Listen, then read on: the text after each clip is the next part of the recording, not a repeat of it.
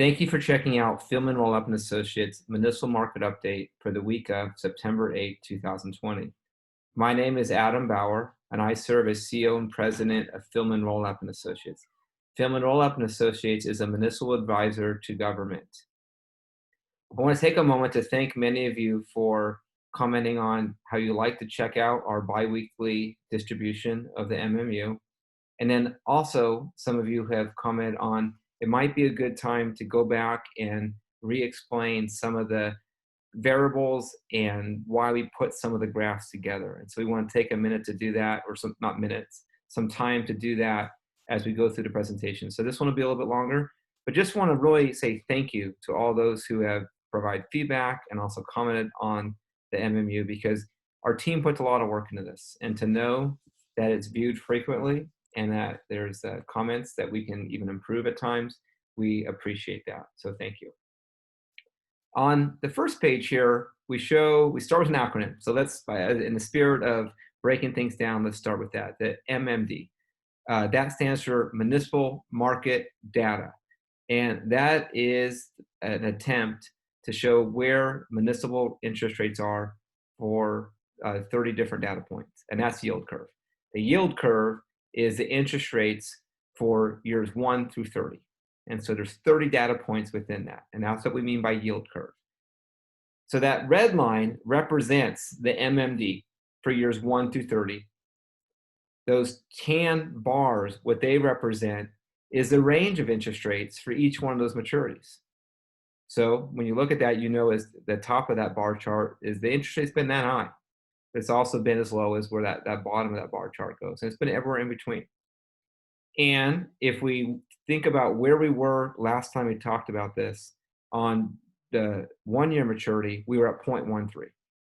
So not a lot's changed for the 1-year maturity. Investors are saying we'll lend 1 year for about the same amount we would have lent it for in the middle of August.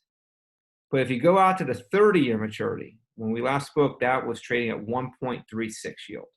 And now it's at 1.57. So investors are saying, if we're going to lend you 30-year money, we're going to charge you more for it. You might ask, why is that?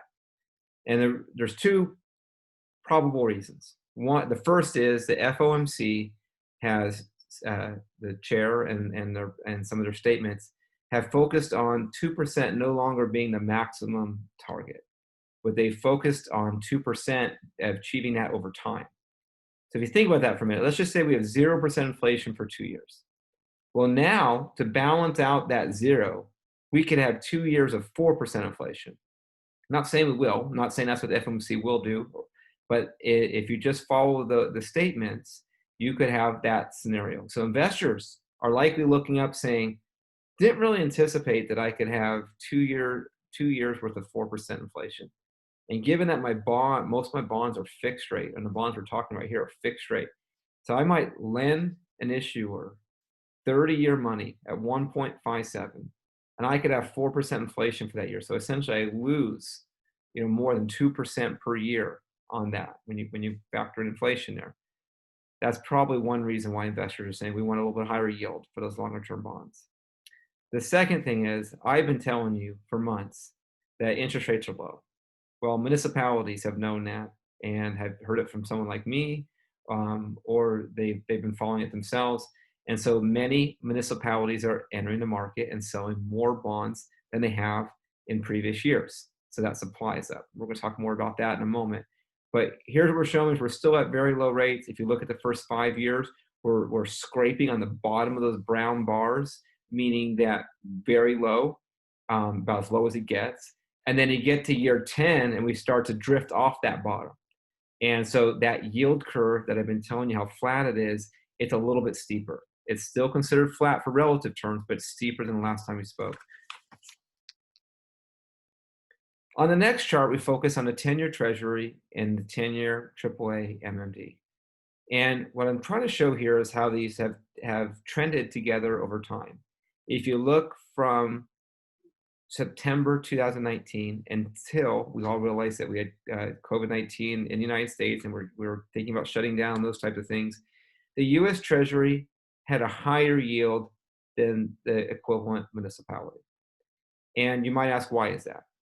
Well, most municipal, or the municipals that we're talking about here, if the investor lives within the state that they purchased the municipal bond from, they get double tax exemption, both federal and state tax exemption. However, if it's a treasury, the state, the feds still charge their tax, but the states can't charge taxes on treasury bonds.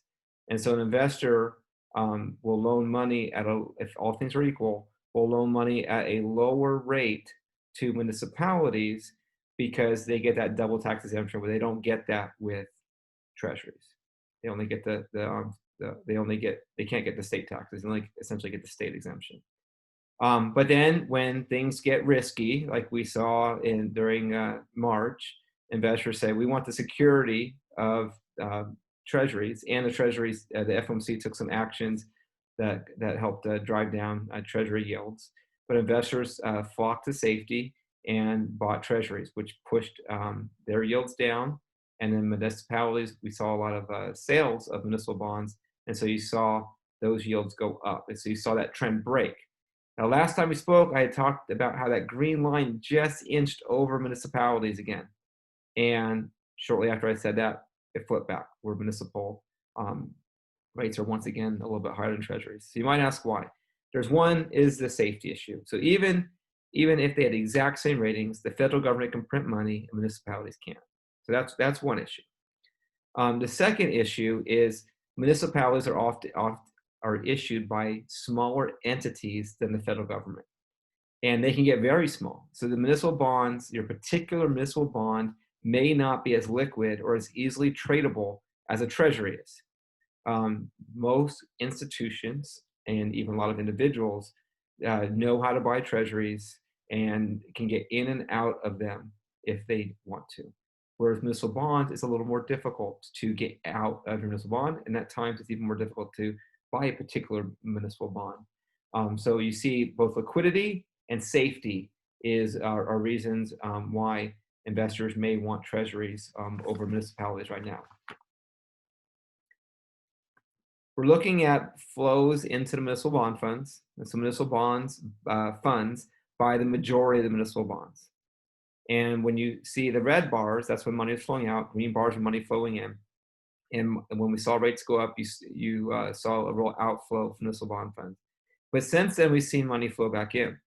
So you might want to pause me for a moment and say, why is Adam talking about rising rates and then also saying there's a lot more demand for bonds? Well, there's a lot more supply out there.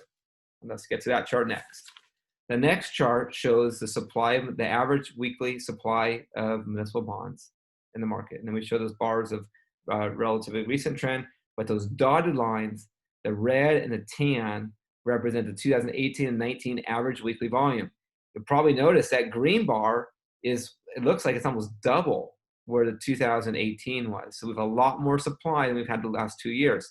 So while we have a lot of money flowing into the municipal bond funds, we also have a lot more bonds that's putting upward pressure on it.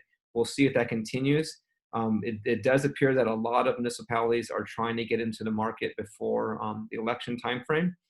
There can be a lot of uncertainty around elections, and so maybe volume tapers off after that. We will see.